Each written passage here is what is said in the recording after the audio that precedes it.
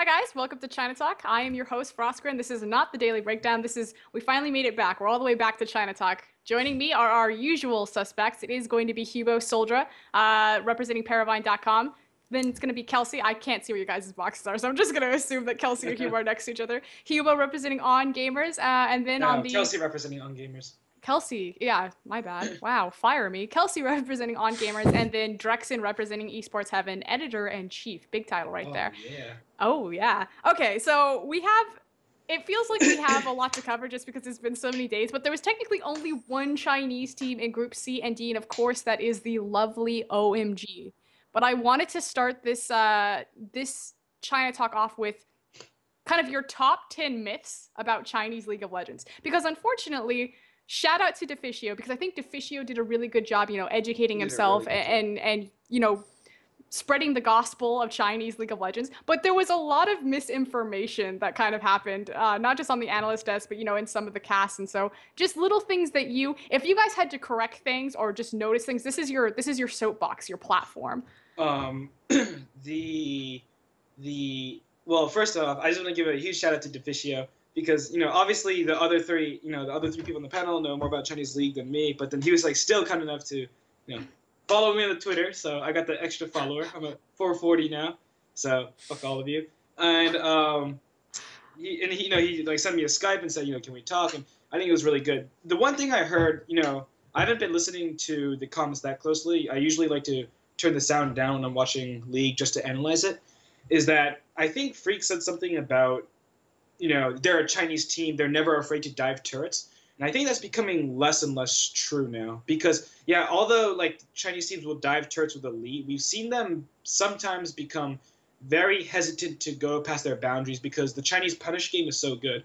So in terms of saying the Chinese aggression, even if they're down a gold lead, they'll dive turrets, blah, blah, blah, blah, blah, blah.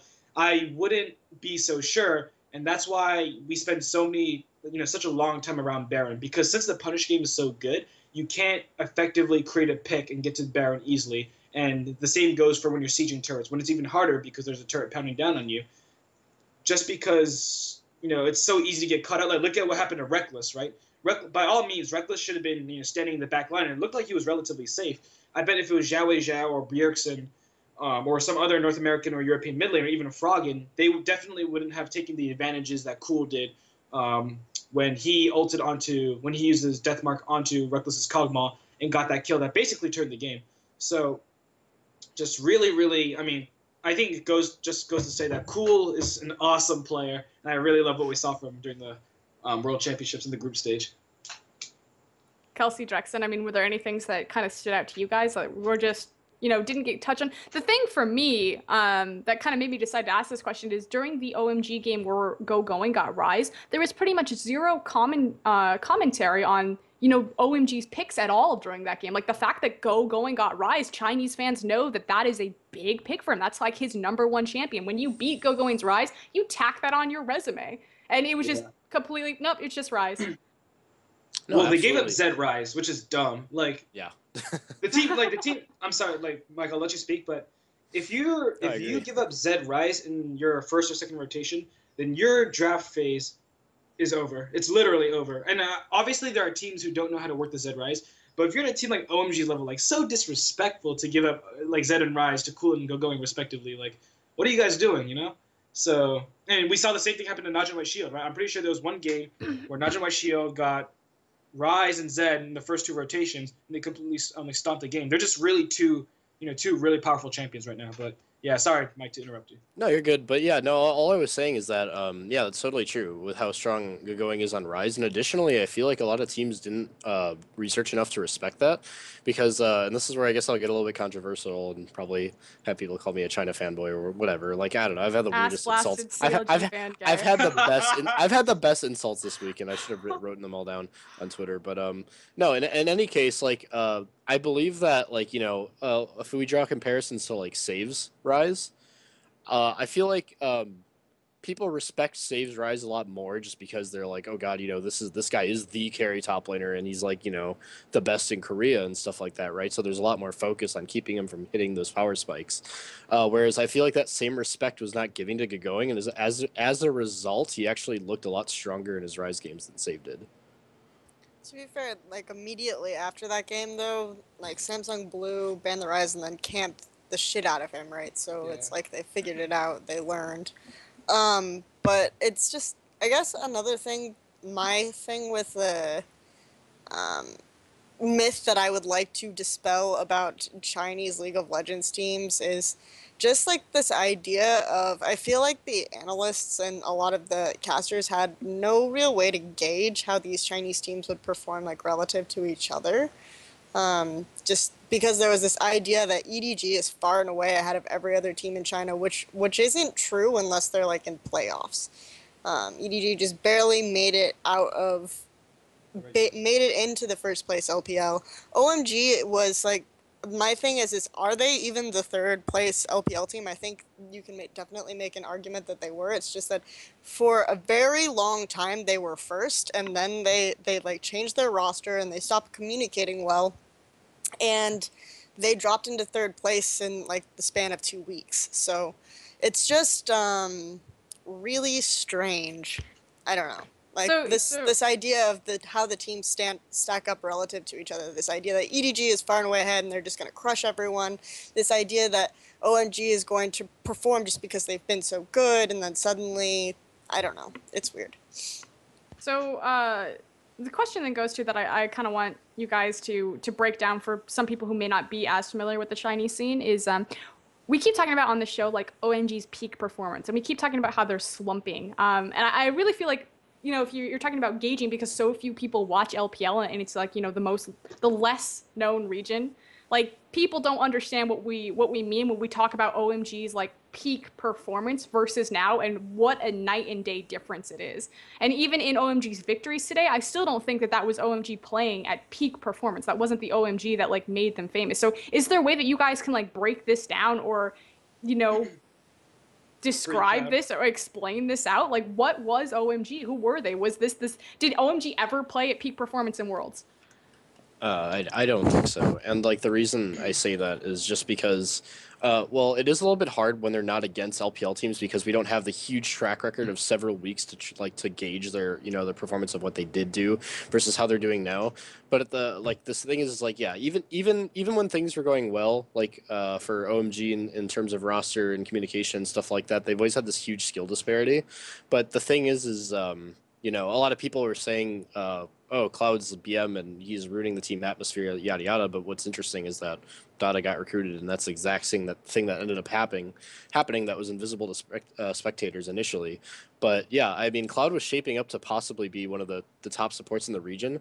So the only real benefit of Dada even joining, since he was like pretty much invisible the entire game, like I just want to emphasize the fact that like when Dada joined the team, most of us on the panel, like, not only did we doubt the chances of OMG making it past groups in an essential 4v5s, but we like doubted them getting into Worlds, period. So Dada being on the team, like, I think the one benefit, and it's hardly countable as a benefit, is that it made San have to be so much more self-sufficient. And I feel like he, as a result, he's gotten a lot better, and he actually showed up really well. Like, he didn't have many bad games at Worlds.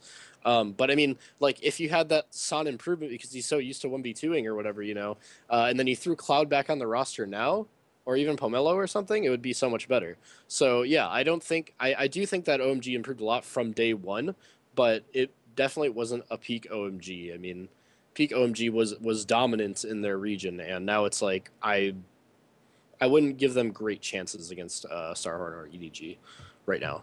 So, and that's a big thing, especially when we're talking about group performance where they typically thrive. So, Kelsey, Hebo. And another thing that I want to ask about is, so OMG, managed to scrape by, made it out of group stage, playing best of ones, which I think doesn't cater well to their style. We call them, like the kings of adaptation as far as LPL teams are concerned.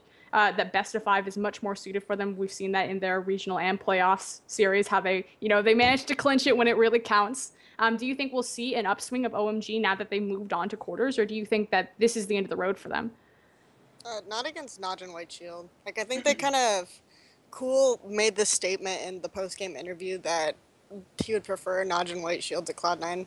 I was watching that game for Najin White Shield versus Cloud9, and both of those teams were looking for ways to kind of manipulate the lanes and the side lanes, and OMG is not going to react to that well. Like, they kind of beat themselves with minions.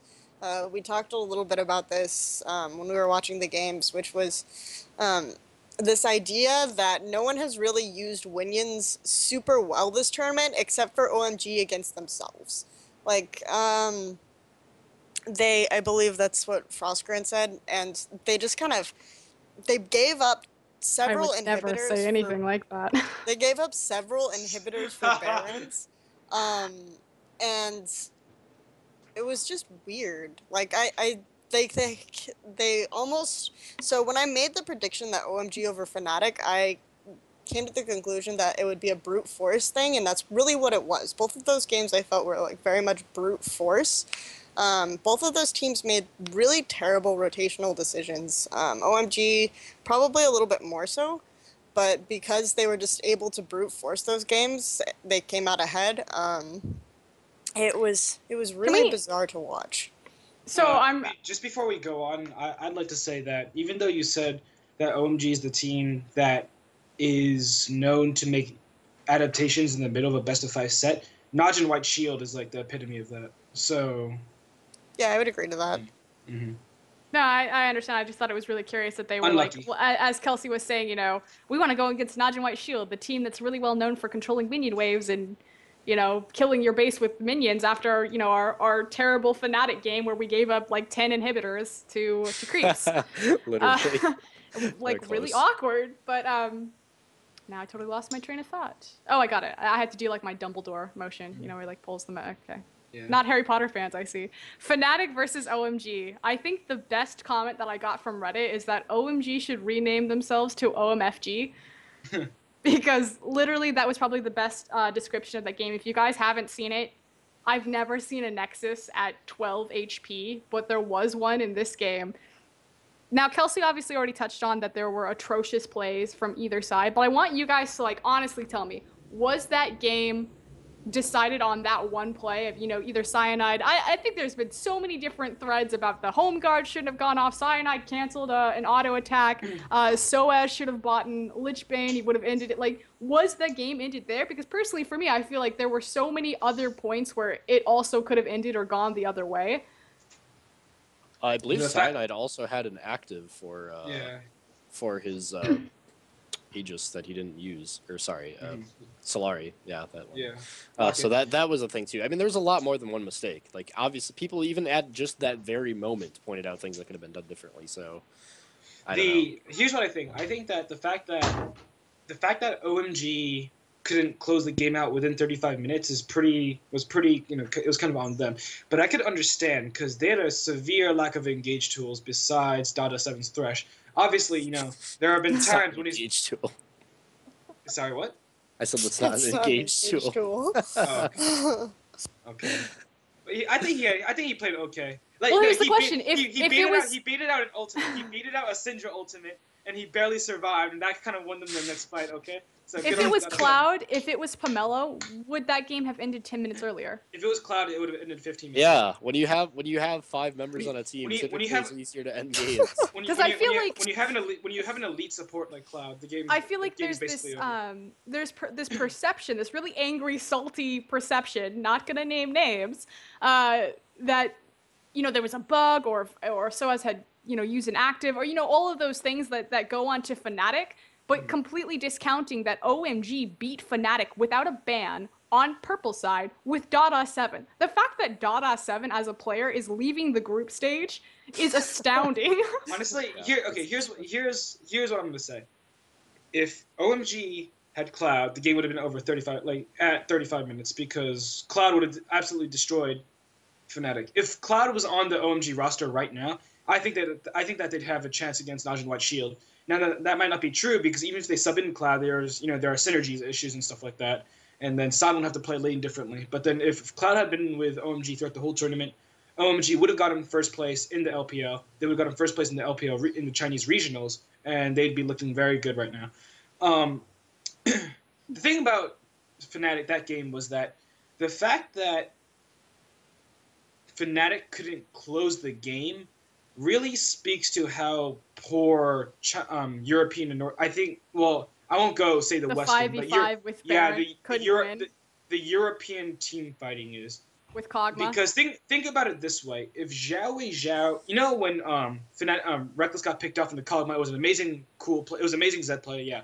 But the fact of the matter is that I think that if Zhao or Bjergsen or maybe even Froskurinn had been in the same position, they would not have had the cojones to go in and try to kill Reckless like that.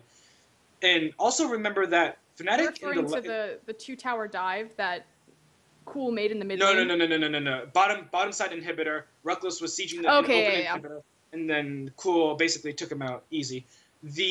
Also another point that you have to make is that before OMG won the game, Go-Going actually came in like a fucking stallion, like Black Beauty motherfucker, and then just stunned, got the flash rune prison, and it was beautiful. But that was a 4v5. So the fact that you have a Kog'Maw and a bunch of PL2, like a Syndra and a Kog'Maw, and all you have to do is establish a line of scrimmage. Like for TSM SK game, if they established a line of scrimmage, they would have won. All you have to do is establish a line of scrimmage and set up 2 zones. You only need 2 zones, one for Kog'Maw and one for Syndra. If you set up the 2 zones, you would have won the game. But the fact that they couldn't react quickly enough to an engaging Ryze, who isn't, he has Flash Rune Prism, right? It's pretty obvious what he's going to do. Like, he has a very linear option tree in this case. Then it does speak a little bit to how, poor European maybe quick Twitch reactions or team fighting is. Maybe I might be overrating it, but then it was a 4v5, guys. Why couldn't you couldn't have won? 4v5? No? I remember Go-Going's engagements were even more impressive because he didn't frickin' die. Yeah. How does that happen? Like people talk about if Fnatic had done this one thing, if Go-Going had died once, OMG would have lost that game. Yeah, he literally just didn't die in the last game. That has to be some kind of history. The funny thing is that Ryze is a champion that predicates itself on scaling to the late game because it has stacking items, and that Go-Going had 3 or 4. He didn't finish his Archangels until his 6th item. Yeah, and then the fact of the matter was that Go-Going had 4 kills, which is a little bit awkward because you'd rather have those kills onto Cool or Sun, right? But also, about the whole bug thing, come on. Yeah, I want to deserve the win. I want to speak as objective as I can about that for a second, just because, I think, okay, so here's the thing. I think people are defining it incorrectly as a bug because it's something you can replicate repeatedly, but I still do think the fault is on Riot for having and this isn't just with this, it's that they have, a lot of issues with defining tooltips properly and stuff like that, and it's kind of, the clarity is not really there in game, but still, if it's something you can replicate and it's the game mechanic is consistent, even if it's unintended, it's not really a bug. And there's people that, regardless of the official statement, still will believe that. But yeah, and even if it were a bug, I do believe that if it's true that the rules state that you have to pause and call a ref over anyway, that's responsibility that lies on Fnatic's shoulders, and that would be their fault anyway, would it not? Because that's the same way Gambit had the game restarted against them, I believe. Fnatic pretty much choked because they had they still had options left to them in order to take down that last 13 HP. Sure they did. Yeah, but then they just didn't use it. They had 3 different options as they all ran in one after the other. So it was who was it that was sieging? It was the mid laner and the jungler that was sieging the turret, right? It was Xpeki and Cyanide all at the end after Soaz died, right? I bet you that if it was Cool and Loveland who was sieging down that Nexus in the last second, they would have been clutch and they would have taken the win. Here's the thing about the bug. I do think that actually being able to replicate it is something that excuse me. Being able to replicate it is something that is you're supposed to be able to do to call it a bug, because I think that was the ruling on the Aatrox thing, is that you could replicate it. So it worked, and the reason why they remade the Gambit game and not this game was because, again, they had they did the pause and they had them come over, but they didn't press the issue. So Riot took responsibility because the rules weren't clear, and they said from now on we're going to make sure that like this game has to be paused by the team. The other issue is that in their statement they said that they still sort of stand by the coding and the logic in the game, because when you are backing, you're supposed to, even if you like take the last minute bit of damage, you're still supposed to be allowed to get off spawn as soon as possible, and like that's how the home guard recall interaction should happen. And they're saying that if you argue that the home guard interaction shouldn't happen after you recall, given that you took damage, then that's the same as arguing that you shouldn't be able to recall if you take that little bit of damage like at the end of the recall animation. So like that's where the area is really gray. And that's what the place where they made the decision, like, okay, we think that you should be able to recall and immediately heal up and get off base really quickly, so that's working as intended. I think the defining line for me is that some people will consider that this should have been a Fnatic game because of the bug, instead of looking at OMG was beating Fnatic 4v5 without a ban on purple side, while Fnatic was baroned up late game with Kog'Maw. Like, also, the fact that Soaz used his Rumble ultimate on the Nexus is fucking retarded. I'm sorry, like. Exactly, it's really just stupid. And that's just what I just wanted to kind of get you guys to push for is, yeah, it was a crazy game, and we're not saying that OMG played perfect. Obviously, there was atrocious mistakes by both teams, but I don't think the game was made or made or broken on that one bug. Kind of moving past that Fnatic game list, there's other things that you guys wanted to cover. I wanted to go step by step with the performance of every single player on OMG and like really go in depth with them. You guys already kind of talked about going and like his rise play, but overall in the group stage, like, because I feel like OMG, I don't know if it was necessarily just the desk didn't have a lot to say about them, because it effectively, if Deficio wasn't on a cast or a desk, there was really nothing said about China or nothing correct said about China. There was very sparse information. I want to say two things. One, Deficio talked about how Pomelo was the coach of Oh My Grill now. That's all me, this guy right here. I take full credit for that. You can all thank me later on Twitter. Follow me at SoldraXD. Yeah, continue. Okay. You said two things. Oh. Actually, no, never mind. I guess it wasn't really mine. But then the second thing was follow me on Twitter. Yeah, no. You know how I'm pretty sure they called the OMG trio the Bash Bros, and I'm pretty sure that was something that we used before they did. So. Yeah. The other, I'm only disappointed that they didn't call Cool Mom, because that's what I call him. No, so. No, but just like go down the players. Like what? I want to overload me. Give me OMG. One thing about going and Loveling that I want to, and like even Son, that I want to say that they did a huge injustice on, is that I feel like coming into this, a lot of the analysts and a lot of the casters called OMG a cool only team. I think that they kind of proved that that's not the case. I think they proved that it's an anti-Dota 7 team, but I think, I don't know. That's one thing that is one of the myths that I want to dispel is also. Is that it's not a Cool only team. In fact, like Cool can have a pretty bad game and they can still do well. How did you think Cool played? Because, I mean, statistically, he only really showed up on, I think, 2 or 3 games. He had Zillion, Zed, and his last game, Oriana, was okay. But, I mean, did Cool live up to the hype? Is he the mid laner that we made him out to be? I think for me in this tournament, Cool didn't like style. He was like good, but he wasn't like the one play that Soldier pointed out with the Reckles at the bottom. That was like his moment. Whereas I feel like Son had moments where like you had, was it Jat? Yeah, it was Jat. Son is a god. I'm just like, no, he's not. But okay. That was the best statement made in the whole game. Are you talking about when he got the kill? That was hilarious. My favorite was Dota 7 needs to be the hero, and I was like, shit. Did Son actually, like, Son used flash, right? What did he flash? I thought he flashed Nami ult, and he flashed a stun as well. I think a Syndra stun. He flashed a stun? Okay, then that's okay. I thought he flashed like ebb and flow, and I was like, what the hell is this? Like, please. No, but he flashed a couple of tidal waves. It was actually pretty cool. It was a good flash, I guess. But Okay. Come on, guys, give it to me. Down, Like, we're breaking down the players, okay? Yeah, did OMG perform? Like, Name, most overrated AD carry. Deft, most overrated AD carry. Overhyped, got hit by all those. I think what I'll say is that OMG has the best solo laners in China right now because they're in their like Loveland, fucking Loveland, Cool and Go-Going, like that trifecta, that like Illuminati of fucking power and sexiness right there. You know, just incredible. Holy shit, they're good. They're also the most handsome. They're also the most handsome trio in China. So. I'm glad that you guys brought up the Bash Bros because I want to push you guys a little bit farther. A lot of people, you know, you came up with the that you wanted to address that it's not a cool only team, that OMG is very much about those 3 players. But you know, why don't OMG split push?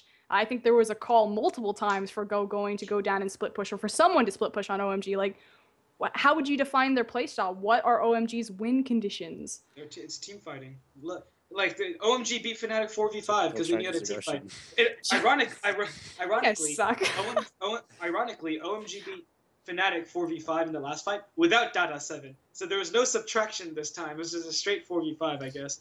And then so they were able, like, it's just like these Chinese players, like these 3 especially, they know exactly how much damage they can do.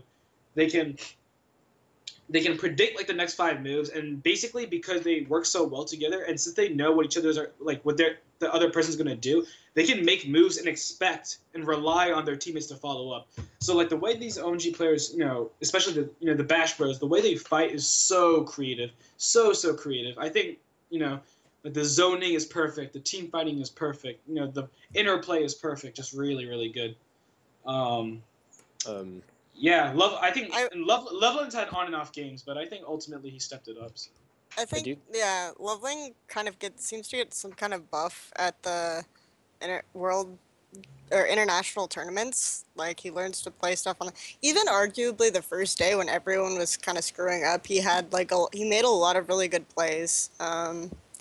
And you can argue that he died a lot, but I feel like the team was just really not in sync, and he made some plays that made sense to me, but there was no follow-up. So I still think that Loveling probably had the most consistently good performance of anyone on OMG at this tournament, even because I'm just counting, like, Going had like a really awkward Kale game against Samsung Blue, so that's where I kind of knock him a little bit. But otherwise, I feel like Loveling played really well. He came out with like the Kha'Zix, which I don't think he performed well at all on in LPL, and he did really well.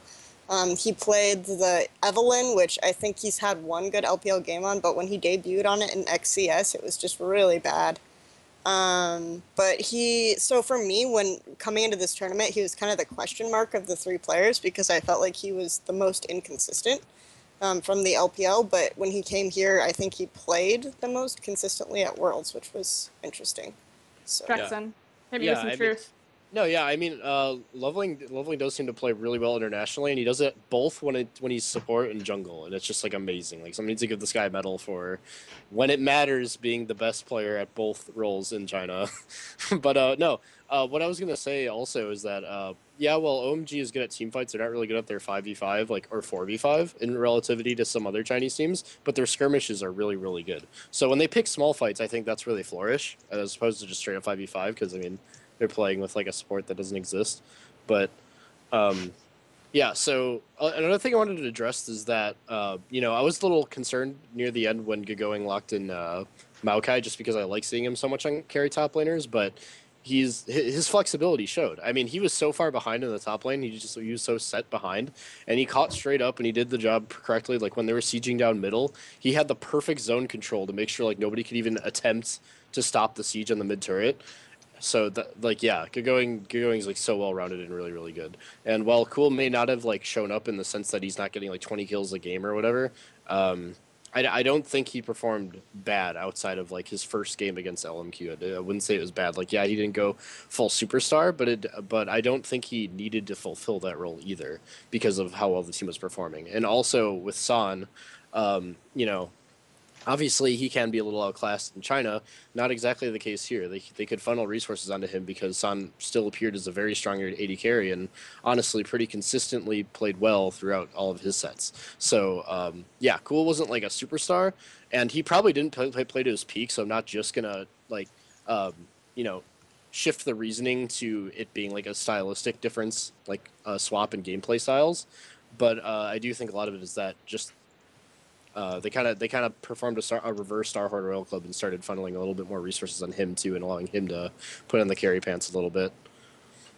Before we talk about kind of the LMQ matches, and I want to talk a little bit about LMQ. When are we going to talk about Dada? Like, that's the fucking point of this show. What the hell? I've been waiting this whole time. So I gave you 777. guys. I was just like, if talk about performance of the players. I mean, I think it's safe to say that Son showed up. I think a lot of people were expecting this super weak OMG bot lane. I think that kind of included him, and a lot of Western fans didn't realize that it was pretty much solely on support. And I think he got better in lane as time progressed. I think as the tournament progressed, he got more and more used to different lane mechanics and stuff like that. So good on him. Now, before I unleash Yubo, I'm going to make. Actually, before we unleash Yubo, can we take like a quick commercial break? Because I feel like Dada 7 could take 30 minutes in and of itself. So. That's true. Okay. We're gonna take a quick commercial break. Next, it's gonna be Blake. I like spit flex in my mouth, and then it just like. We've all been up for a while, man. How many hours has it been? No, we're gonna take a quick commercial break. When we come back, it will be part 2, Dada 7, the saga.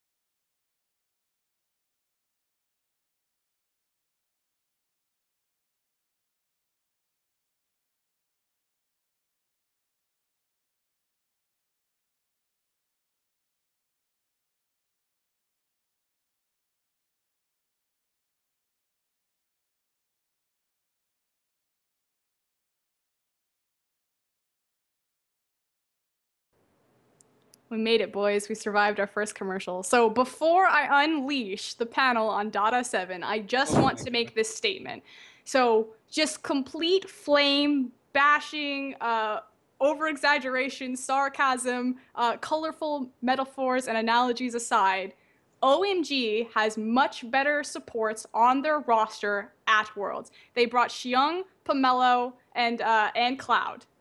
And statistically, Dada 7 has not shown anything in LPL or in Worlds, as far as any sort of good streak or solid champion pool. I think Braum and Thresh are the only champions that he played well in LPL. There was no mistake that he was 0-4 on Nami and finally got a win in World Stage. Froskurinn, I think in terms of the Flame Dada 7 panel, I think you should let me be the host and let me lead the charge into this.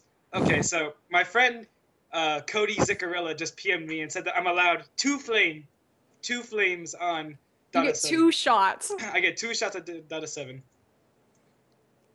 Holy shit, you motherfucker. You are so terrible at this game on the world level. Oh my goodness. What are you doing? He escaped groups. It's like the biggest travesty of all time. That's flame number 1, okay? Flame number 2. Can we talk about, I popped this joke before, but can we talk about that like Nami game where he was like reverse Moses, because instead of, you know, parting the sea so the humans can go through, he parted the champion so his tidal waves can go through all of them.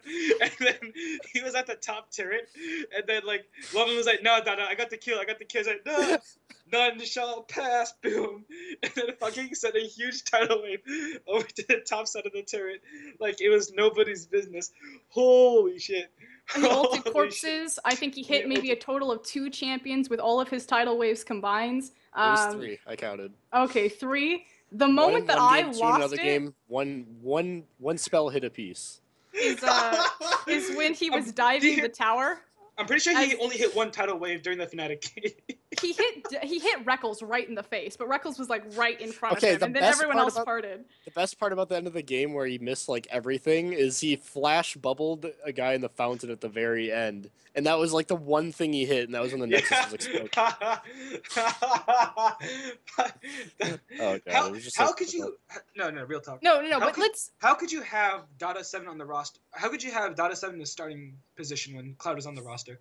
That, you know what that's like saying? That's like if Mad Life started flaming space and you gave out Mad Life to play fucking like Kinch or something like that, like some random support from like Njin or like LGIM. Like what the hell are you doing? It's still Mad Life. Cloud is going to be the next Chinese Mad Life, whether it's on OMG or not. He's going to be the best player best support player in China soon, and that's going to be very soon. By the start of the next year's World Championships, he will be the best player in his role in his region. That's how much talent this kid has, and you're limiting him because the OMG says he's flames. Frankly, I don't really trust OMG because they have some weird fucking guys on that administration. Okay, so you know, why not play Cloud? You're giving yourself a chance versus Najin White Shield if you play Cloud. So I don't know. I want to address all of the rumors like surrounding, because I feel like people don't realize just how the wide variety of rumors that are surrounding Dada 7 versus Cloud, and like why this guy is on this roster and why when this guy isn't on the roster, because this is a really puzzling thing for people, and it spawned a lot of rumors. So the initial rumor was that, you know, they just said he was toxic, like either on stream or he was toxic to his teammates. They said that him and Loveling got into in-game fights. They said that he actually shit-talked Hart when he duoed with Deft on Korean solo queue, and they were really unhappy about that, so that was a comment that was made. A lot of these statements. On the other side, we have TT saying that he had nothing to do. TT is the coach of OMG, saying he had nothing to do with the roster change. He had no part in the decision. The team of OMG made the decision to make the swap. So there's this idea that Loveling is very controlling and very opinionated about how the game should be played, right? And so and Dada 7 was challenged, not Dada 7, Cloud was challenging a lot of his calls. And so that's what resulted in them swapping out. There's also, now, there's this other rumor that's starting to sprout up that has made its way to Reddit now, that says that a wealthy businessman who's either like the father or somewhat related to Dada 7, a Nigerian prince, has given Dada 7 or given OMG a lot of money if they'll play with Dada 7.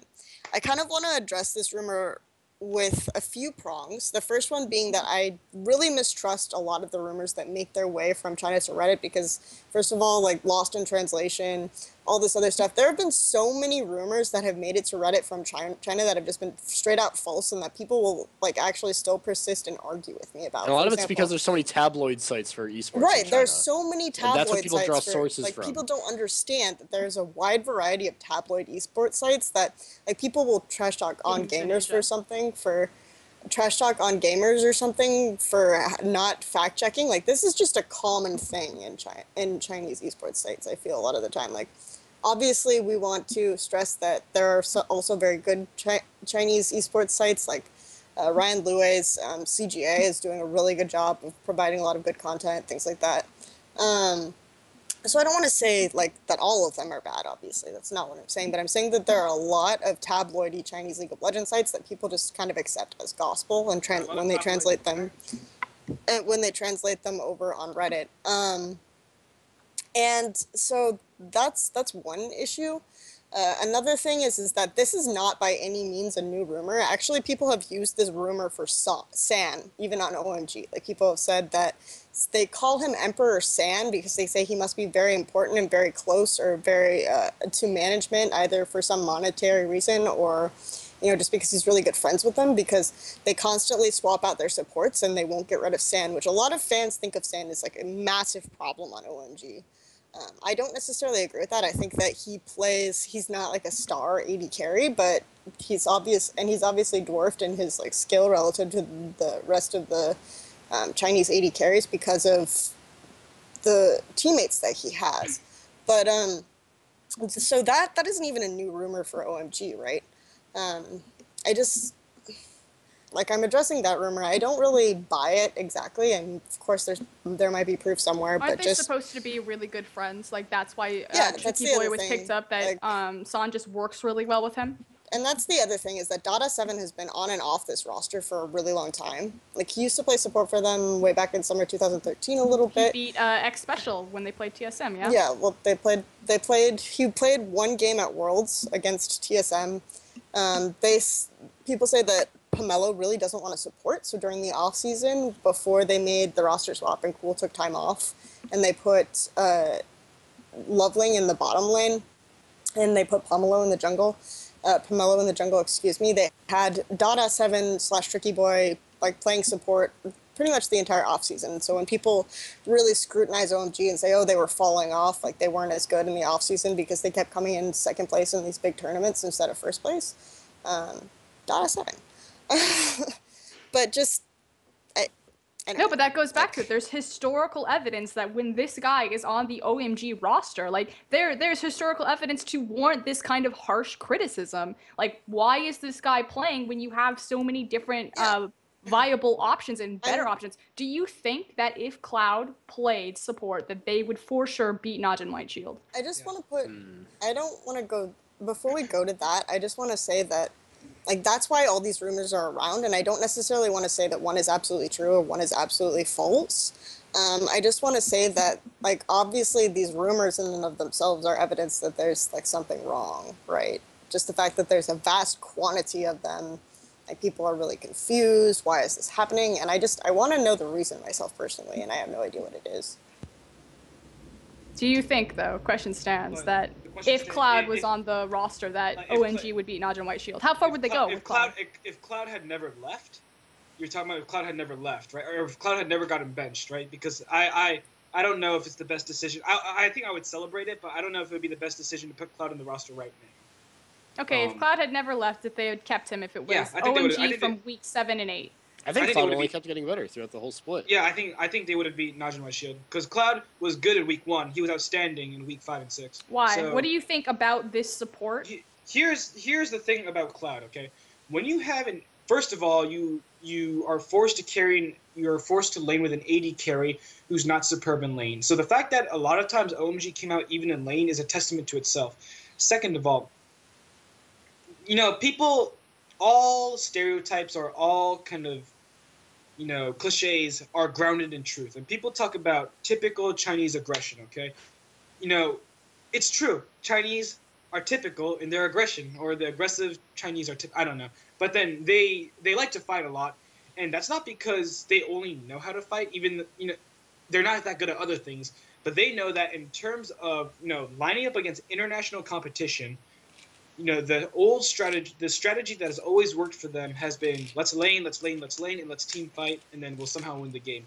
That's one of the reasons why World Elite played so badly at IAM Katowice, because they were stuck on the old Season 2 mentality or Season 2, Season 3 mentality that all we have to do is lane. We go to a team fight, and then we'll somehow come out with a win. And that's why, they had to get a new coach and, overhaul a bunch of the roster so they could somehow get their mind in the right place. OMG has always been kind of like has always had that Bash Bros mentality. But when you add in a support that not only knows how to reliably engage, but also knows how to team fight with the rest of the team, because he and Cool line up for some magnificent plays together, and also knows how to disengage with a multitude of different champions, and it plays champions like Nami and Thresh to a high level, then you have an all-star elite support on your hands, and the fact that you're putting him on the bench is fucking criminal. So, in terms of Cloud is really, really good.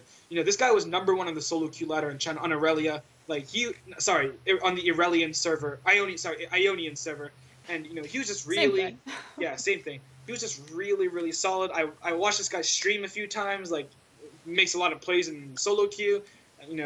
We see a bunch of evidence, and a lot of people kind of gave me a little bit of shit when I told them that Cloud would be the best in China. And I would like to think that I proved a bunch of people wrong, because he got consistently better and better and better. His vision control got from okay to really good. Mechanics have always been there. The decision making has always been there. So when you had in mid-season, you had an OMG team that knew how to fight as a unit. That was very risky, because at the time, Cool liked to play a lot of Twisted Fate, and then sometimes he would engage and get caught out and stuff like that. But when they were clicking, OMG's team fighting was like fucking artwork, okay? And so when you had that team and you give it up for a player like Dada7, it's really just incredibly sad, because you would like to think that, winning comes first, or you would like to think that Cloud's skill was just, mattered more than whatever internal problems they had. But I guess either Cloud has a terrible personality, or I guess, the management or the team just wanted Dada7 to play. It's really a shame, because I think Cloud is the best. I think he could be a top 5, top 6 support in the world. So this is a question that I want to throw to Dexxin, just because we haven't heard much from him. Tell me what OMG support does for them in the team fight. Because I think it's very easy to look at a team like EDG and you can break down, or even going, like you can break down each player, like this is their role and their position, and this is what they do for the team, and this is what they mean. Like everyone keeps saying, the heart of OMG is cool, leveling, and going. But what does their support mean to them? Why is it such a crime that Dada7 and not Cloud? Well, because they went from having Cloud, who's this playmaking support, where Loveland and Cool are very good at following up, to having to rely on them, like Loveland and Cool, to make the plays, because, okay, how do I put this? Dada's an auxiliary engage. He'll sometimes occasionally make something work, but it's not consistent enough that, it's effective. And I think, okay, I understand that Cloud is toxic and Dada has, good synergy with the team, or they're good vibes or whatever, but Quote, I feel like quote unquote good synergy. But I mean, I feel like the mentality is totally wrong, and something that NA kind of held on to for a long time, with this whole we're friends, and Power, maybe friendship.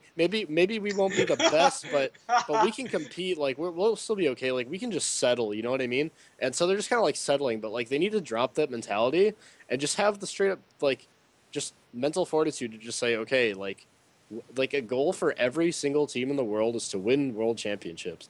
We cannot win the world championships with Dada on the team. That's not possible. So, I mean, as soon as they enter these quarterfinals and semifinals, it's not going to be as easy to win games when you're down a player, which is literally what's happening.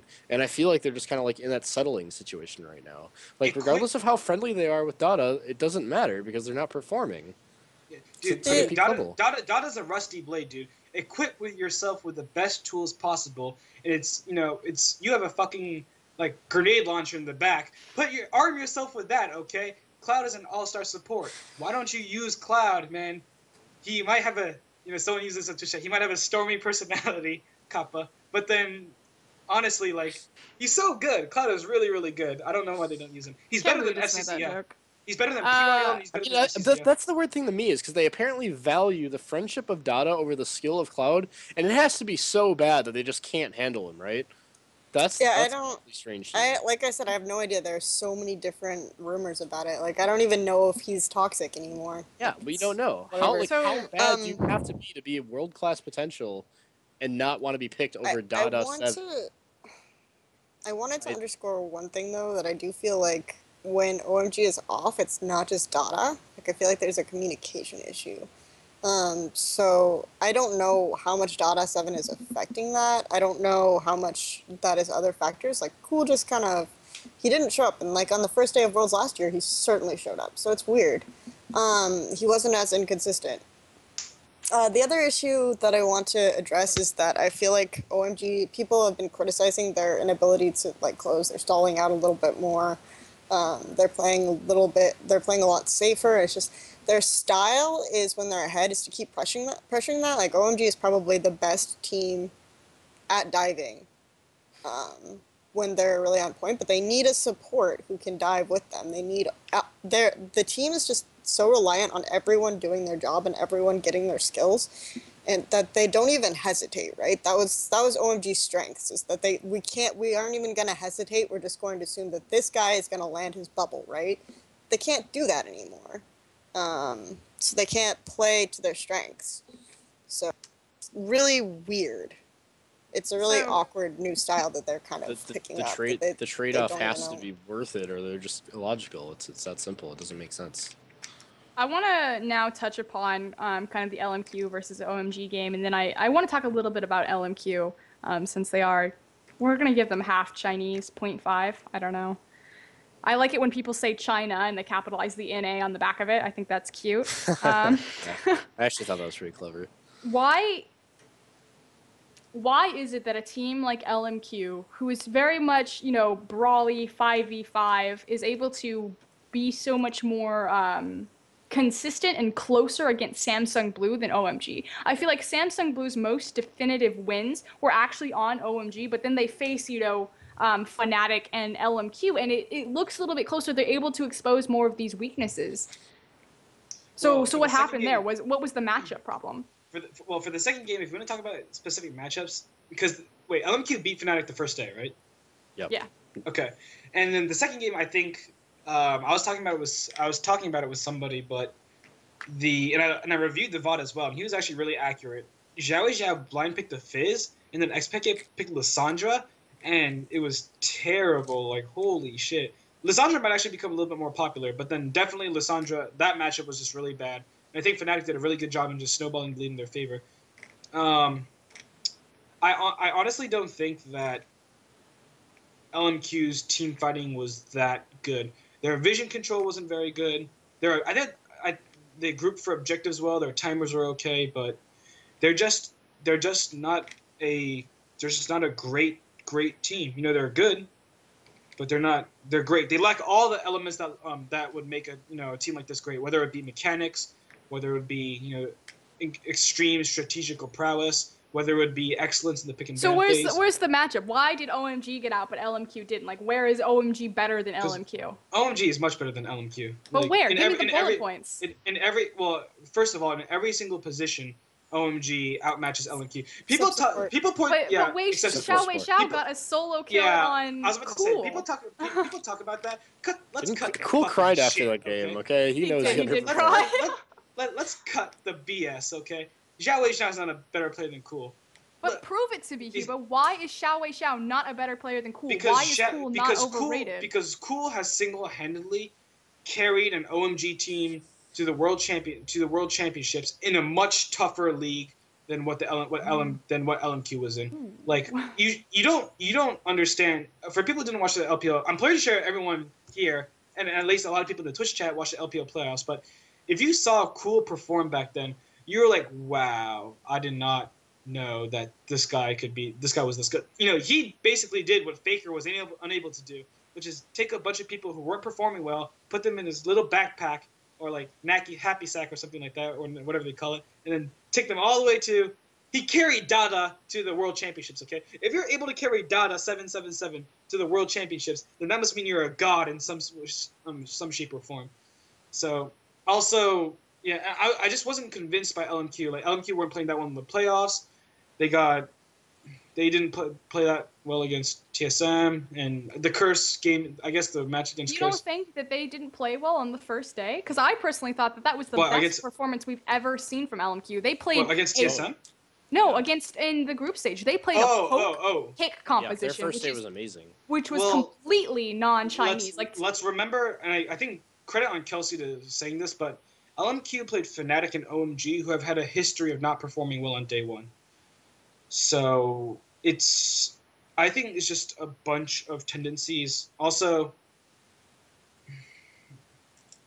yeah, I mean, maybe I should think about it a little bit more. I don't know. There was no reason for LMQ to have won any of those games. Like they didn't look spectacular in the latter half of their set, in the latter half of the group stages. They actually looked quite poor. Especially given the kind of state that OMG and Fnatic were in. Like OMG and Fnatic haven't looked that good either. So if you lose to one of these teams, what does that say about your own? Kelsey Dexxin. I want to say that LMQ did perform really well on day one, but I think that they proved that they were a more one-dimensional team than a bunch of the other teams in the group, and I think that was their issue. I do want to say that LMQ has improved a lot from when they were 6th place in LPL. I will give them that because that's the thing people keep going on me about. It's like, oh, you said they were 6th place in LPL. Well, they were. Factually, they were 6th place in LPL. That doesn't exclude them getting better. Like, they did get better. And I think that they learned kind of this interesting hybrid style that's helped them a lot. They've figured some stuff out, but then they became susceptible. It's almost like in that second game we saw with the OMG versus LMQ. LMQ just kind of let OMG dictate the pace of the game, just like the Baron baiting, which was really weird, stuff like that. Welcome to LPL. But then at the same time, we say that LPL, like it was so weird because the casters could not like stop fanboying over OMG's wards, right? Which you never expect to hear like Western casters talking about how good OMG's wards are. But that was the traditional old style that Loveling used to do, and this is part of why he seemed inconsistent, because when he does this, like OMG performs really well. He goes into the jungle and he places those deep wards in those weird places that people don't normally check, and then like he's able to either go in and get kills on the jungler or know where to put the map pressure, things like that. And also people talked about, I think in the breakdown it was Voidal saying they really did their research and they know that Ackerman tilts. No, they just gank for going. Like, sorry, that's straight up. Well, it should be noted that LMQ boot camped in China. Well, besides, I'm not even talking about that. I'm just saying. Yeah, but that, LMG was one of their, you know what I'm saying? Like they were. Well, there. yeah, I know, but I'm saying that I think that even if Ackerman wasn't like a tilt monster, they would have still ganked top because that's what they do. But just this this idea that I feel like OMG had, like they figured out how to ban Rumble, they did all this other stuff, and LMQ was still stuck on like these strategies that they came prepped for. I think they used a similar strategy against Samsung Blue, and the reason why I think Fnatic and Samsung and LMQ were much more successful apparently against Samsung Blue than OMG is because I feel like both LMQ and Fnatic pressured the mid game a lot more, and OMG, like the way they know how to pressure the mid game is by doing those dives, like doing those really interesting creative dives, and they managed to do fairly okay against Samsung Blue. Like they were never ahead in the first game with the creative dives, but that's when you have to punish Samsung Blue. And when you're playing as OMG, the team that like does really well in these late game team fights that are really surprising, and that's how you succeed later. And you're not really sure how to play your mid game without like the ability to coordinate perfectly in these dives and to take these like really risky plays and make these advantages that like normal teams don't really know how to play against. Then you aren't able to do that because like your support, because your communication has been suffering, then you're not going to pressure the mid game as well as LMQ or Fnatic. And then when you're stalling out a lot more because you're uncertain in your mid game and you're not really sure how to make plays like outside of Baron, and you're doing stupid decisions like going for like giving up inhibitors for Baron, then you're not going to beat Samsung Blue that like literally almost doesn't have an earlier mid game and just is really good in these late game team fights. So especially when you're missing like a 5th member. Samsung Blue has 5 members. So and they team fight better probably. even with 5 Yeah. members. Also, I do think that the team was like tilting as the days went on, but I don't think that was the only issue. I feel like when they were in China, they covered some of the weaknesses they had while they were playing in NA. But additionally, I think they prepared for a very small select amount of things, but they did it very, very well, which is why it showed so well in day one. But like with the bans coming out in the following days, it was really clear that I think teams were just figuring them out. Like they didn't come with like a plethora of things. Like look how Samsung White came into the groups, right? They just they're playing like different champions every game. They like approached it with a different style every time. LMQ did one thing really well on the first day, and they didn't really deviate from that, and it was really heavily punished by teams that were actually doing their homework on LMQ because they saw them as a realistic threat to upset the group. And additionally, I do think No Name improved a lot since NA LCS playoffs, but He might retire. Yeah, supposedly he might retire, which is interesting because I think he did okay. I still don't think he was very strong, probably the weakest jungler in the group, but I don't know what was going on with Godlike, aka Can Ackerman. we? Oh wait, so he was so sloppy every game, man. He fucking ulted a mountain his rumble. I don't know. I guess he didn't have Swiftcast, or he accidentally had Swiftcast on and stuff like that. But can we? It kind of goes to show that something in their mentality was effed up if they can go into a game without preparing simple things like that in a very, very important game. So if No Name retired, what would LMQ have to do? Because don't they all lose immunity if one of them retires? It has to be the same team, right? No, I think it's individual players. They would just have to replace No Name with a North American jungler. Oh, that's all? Yeah, because I believe so. I thought that if they replaced one player, then they would have to go three out of 5. That's actually what I thought too. They just have to replace one. They explained that the players that are already playing are fine, but if you want to replace one of them, it has to be a North American player. The same thing with TSM. So. Yeah. The favorite comment that I got was that Starhorn Royal Club wasn't a Chinese team because they had 2 Korean members. And this was the argument for TSM. Let's just take a moment and absorb that. Let's go Njin White Shield. Oh, God. And let's also pick up Starhorn Royal Club since we're talking about them, and EDG. By the way, I'm a god. Because all of y'all voted for Alliance. And I'm Didn't I vote for Cloud9? No, I don't know, Okay, but I'm the one I who think she voted for Cloud9, yeah. Yeah, because I love But she Cloud9. said I said that Kelsey- Fnatic would make Kelsey- it out. Kelsey and I listened to our bodies because our bodies were telling us that Cloud9 was going to win. No, I didn't say Cloud9. I said Alliance. But she said Cloud9, but said Fnatic. I'm sorry. Ryan, and I listened to our bodies, and we said that Cloud9 was going to win, and we won. Despite Cloud9 what people won. think I'm actually a really big NA fan. Cloud9. No. Yeah. So it's basically OMG versus Cloud9, right? Njin White Shield in the next round, right? Yeah, versus it's Njin White Cloud9 Shield, versus Samsung Blue, and Njin White Shield versus OMG, EDG versus Starhorn Royal Club, and Samsung White versus TSM. TSM. And then EDG and Starhorn Royal Club. The winner of EDG Starhorn Royal Club plays the winner of OMG Njin White Shield, right? Yes. Yes. Mm-hmm. And I'm just saying, I have to remind everyone, I have a Lord bet with Ann Prague that EDG will upset Njin White Shield. Actually, I'm just saying, watch isn't looking too hot. I had a Lord bet with Ann Prague. Lee Sin's looking good, everything else is She's supposed to call me Lord on Twitter. What the hell? Anyways, the funny thing about this matchup is that the hype around this match is going to be centering around Which the top match? 3. Sorry, the Njin White Shield OMG match is going to be centered around the top 3 positions for both teams, namely Going, Loveling, Cool on OMG, Save, Watch, and sorry, I'm not talking about the best 3 positions. I'm talking about at the top of the map, and Goon. And here's the thing: I actually think that, and obviously this is not to underrate Zephyr and Gorilla, because Zephyr and Gorilla have been playing very well, and Sana's been pretty self-sufficient. Dada, let's not talk about Dada. Anyways, it's incredibly hard, but surprisingly enough, I think Loveling has looked a little bit better than Cloud in the past 1 or 2 matches, because the way Loveling has been, has been looking better than Watch. I know. I'm such a bad I'm like off my game today. Really. There's too Anyways. many rosters to memorize. I think I actually have Kaboom's roster memorized as well. Yesterday was Saturday night, so whatever. Anyways, but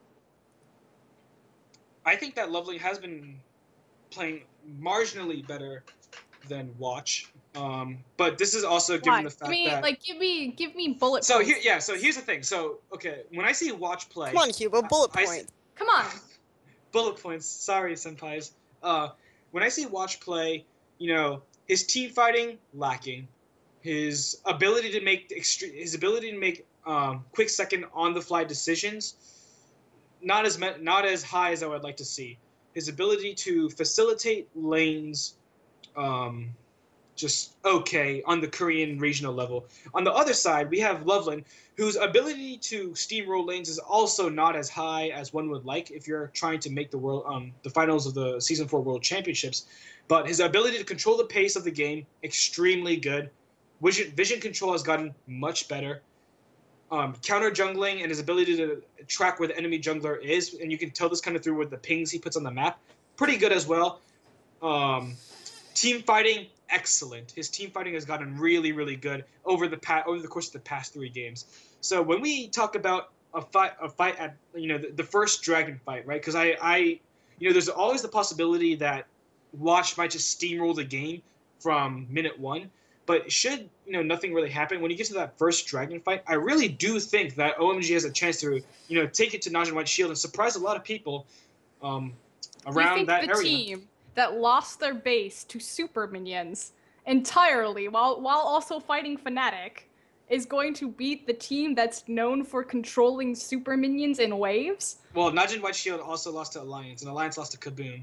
So, I don't know what to think anymore. But Blue lost. Wait, White lost to Blue, which lost to Fnatic, which lost to LOQ, which TSM beat. So Samsung White will lose to TSM. I'm calling Najin White Shield for the set, but I think a lot of people would agree with me that OMG has a slight chance just because of the prowess of how well they have Dota 7.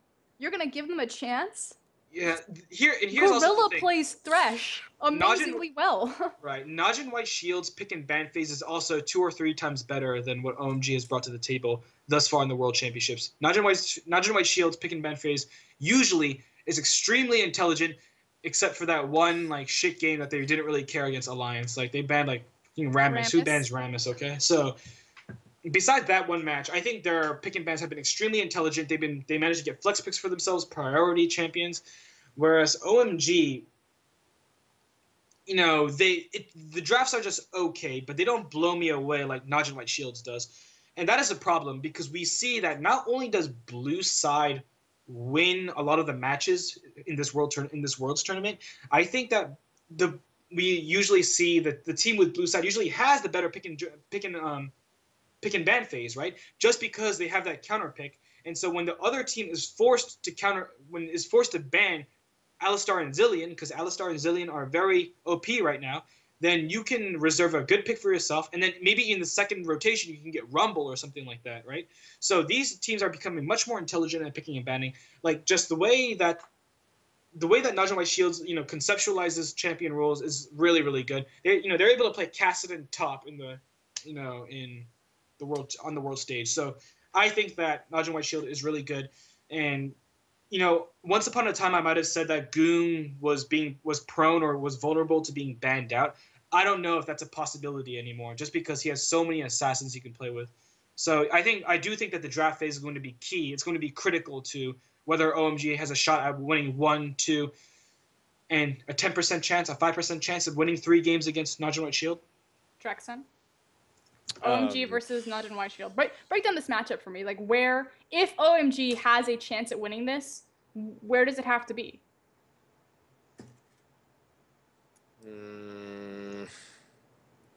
Okay. I think it obviously has to do with picking out exceptional skirmishes in the early game, but the problem is, Najin White Shield just strikes me as a team that's weaker than all the other Korean teams attending in a BO1 situation. But the problem is White Shield hasn't been able to apply their forte of the game, their specialty in the game, which is adaptation, which is something that like, you know, there won't be complacency in the playoff stage, and they won't have to worry about not being able to adapt because it's not a best of one. So I don't know. I guess OMG does have a history of like adapting in best of fives as well, but I mean, ever since they picked up IG's coach, they've been really questionable in their drafting phase and all this other stuff, and I feel like that kind of asset to them has dropped off a bit. So I do think that like if you collectively take the top three of the map, that OMG has a superior like trifecta there. Bottom lane's debatable because it really depends on who shows up. Obviously, Gorilla is like infinitely better than Dada, and that's a huge concern. Like that's something that really concerns me. Son and Zephyr, it depends if we're talking about like Zephyr pre like Gauntlet or Zephyr, especially Zephyr and Watch actually. If we're talking about Zephyr and Watch like pre Gauntlet or Zephyr and Watch like after, where they actually performed up to expectations and did like really really well. Like so see that's the thing that kind of it makes it difficult to determine for me is because OMG White Shield, while it's not nearly as severe as OMG, they kind of have the same kind of huge skill variance as far as where they show up. Whereas I feel like the consistency and just higher skill is more visible in the other, like the attending Samsung team. So I don't think they'll get 3-0 or anything. I just don't see OMG winning the set unless they can dominate with that trifecta. But then again, I can see them like winning the first game and then Najin White Shield adapting and figuring out how to work around it, and you know, just learning like really quickly. You know, let's not make a mistake, because I do want to point out that Gorilla very much carries Zephyr. I think in lane and out, both in and outside of lane. I think Gorilla is really really good. He's actually like one of my stars of both the regional and the regional playoffs in Korea and Worlds. I mean, this guy, besides his Thresh, his other champions are just looking really, really solid. So all props to him. The question, I think the real question is what do you, and maybe Kelsey can answer this, but what do you ban if you're OMG against Najin White Shield? Because obviously for red side, you have to ban the Zillion and the Alistar, right? Because those two champions are just completely out of this world right now. Then do you leave the Zed open? Like, do you leave the Thresh open? What do you do? Based on group performances, I wouldn't try to ban out Goong because I don't know. We don't know his full pool yet.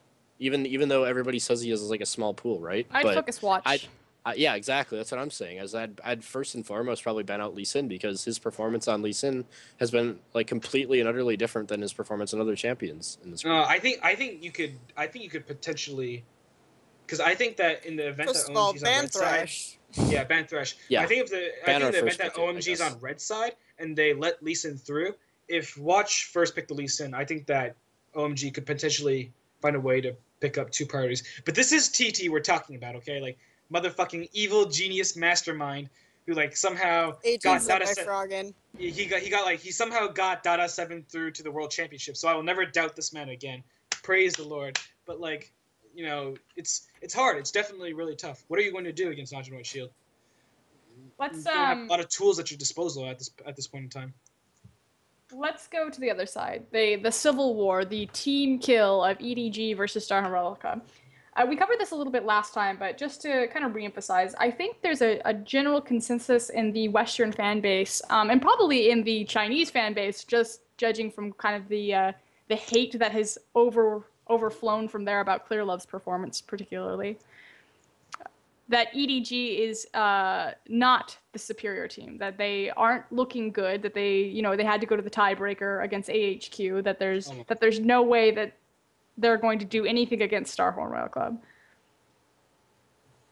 Would you agree that that's the consensus here? I don't think so. I do think EDG. Well, obviously, like we don't think that because we know that EDG always beats Starhorn Royal Club. But I feel like that's not true, right?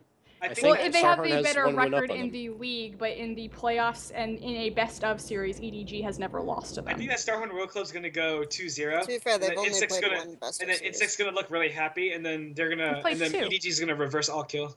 No, I think that's what's going to happen. They've only played one. I'm pretty sure they've played 2. What, best of 5 or best of 3? Best of series.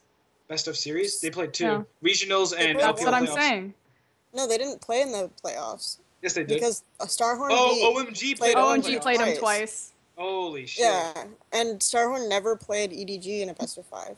Can we talk about how OMG Well, Starhorn did look pretty strong against EDG beat in the Starhorn Royal regionals. Club twice in best of series with Dada 7? Well, I it's feel like because Western everyone just went fans full they think weren't- that Starhorn Royal Club is the best. If you want to talk Chinese about team. it, like Starhorn was on, hadn't scrimmed like all week leading up to the playoffs either. Tell me, who is the best team from China? And don't give me any of that rock paper scissors bullshit. It's Edward I Gaming. think it's Edward Gaming. Why? Because not only, first of all, Well, if it it's depends. at all Wait, possible. Cubo, sit. Kelsey, go. Oh god, I just got destroyed. It depends. Like, if we're talking about, like, this is the thing that people got on me about, is like, EDG is by far the best team in China, and I think I've had this rant like 3 or 4 times.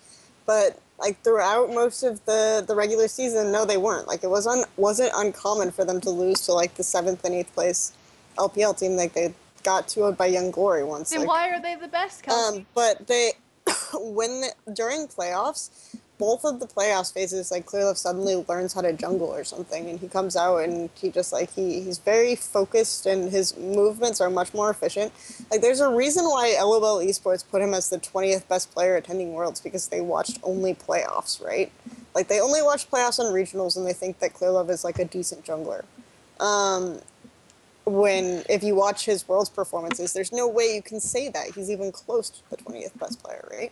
But the thing is that there is, like, such a huge disparity between how EDG plays when they care and how EDG plays when they don't really care. And I think that Worlds, they made the statement, like, leading up to it, that they think that it should be easy for them to get out of groups. They don't have to show anything in particular. Like, Name was apparently hospitalized twice, so that probably hurt their practice time, like, all this stuff. But just going off of how they've performed this season, I think EDG is a better team when they, like, give a shit. The question is whether or not that EDG will show up. Like, will they show up? And I think that Starhorn stylistically should be EDG, but because EDG's execution is better,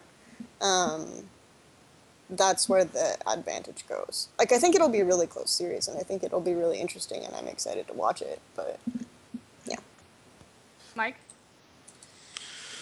Yeah, Like, I'll have to say Starhorn EDG, Royal but Club it's not looked as amazing. yeah, but I mean that's the thing. I mean, obviously if you're only viewing from a Worlds perspective, it's going to look like Starhorn Royal Club's going to smash that, right? Because EDG was super passive and let other teams take a lot of things and didn't really do anything for the first 15 minutes, which is characteristic of them, but not to the same degree that they displayed in groups. But yeah, the disparity between non-carrying EDG and carrying EDG, as Kelsey said, is pretty massive, and this shows in like amateur or like I shouldn't say amateur, but like third-party tournaments and whatnot. But I think the thing with EDG is like against the Samsung teams, they would get wrecked more than like Starhorn would. So like that's not really a gauge of how good they are, but it's like a stylistic thing, just because they're like, you know, their lack of participation from their mid lane and jungle to get punished a lot more. Where I think against Starhorn, they've proven that it can be effective and they can still take games off of it and just, you know, form the perfect team fight comp around Name and be exactly what the team needs. And then additionally, it's something they can also get away with Shield, I feel. Which is who would advance from OMG versus Shield, and the only Korean they'd be facing on that side of the bracket. So on that note, and I'm glad that you brought that up, Dexxin, and this is going to go to you again. Okay. Who do you think is the best suited team from China to make it to the finals for Worlds? None of them. If I had to pick strictly with logic, I'd say EDG, but based on like just this weird. You just gave me the speech that stylistically Starhorn Royal Club would be better. No, because I'm saying if we're speaking strictly to get to the finals, then EDG, because their side of the bracket has teams where their style is not going to be abused as much as it would be on the north side of the bracket. Let's think about it really quickly though. Okay, so assuming that we take, you know, if we are predicting the rest of the group stage, right, and then we have Edward Gaming versus Starhorn Royal Club, and I think just Edward Gaming has shown a lot of strength in, you know, high pressure situations, and I think that they can take the. So this, I guess, is a really subjective view, but I assume that it's going to be Edward Gaming versus Najin White Shield in the, what would it be, the semifinal, right? So. And they're saying that there won't be a Chinese team in the finals. Yeah, and Edward Gaming and Starhorn Royal Club, while I do think that Najin White Shield has gotten better at this particular aspect of their game, we do have to remember that a lot of their wins and their losses come around like 50 minutes or 55 minutes. Like, this isn't a team that can steamroll 20-minute gold leads, or are particularly good at getting 20-minute gold leads. The only reason why I think, Cloud9 is a good example. If you give, Najin White Shield, bait to work with, like if you give them tools to work with, and they'll completely capitalize on them. But at the same time, predicting where Watch is going to go, predicting Najin White Shield's map movements has become very, very easy. And I think that's why Alliance and Cloud9 in particular were able to take advantage of those opportunities.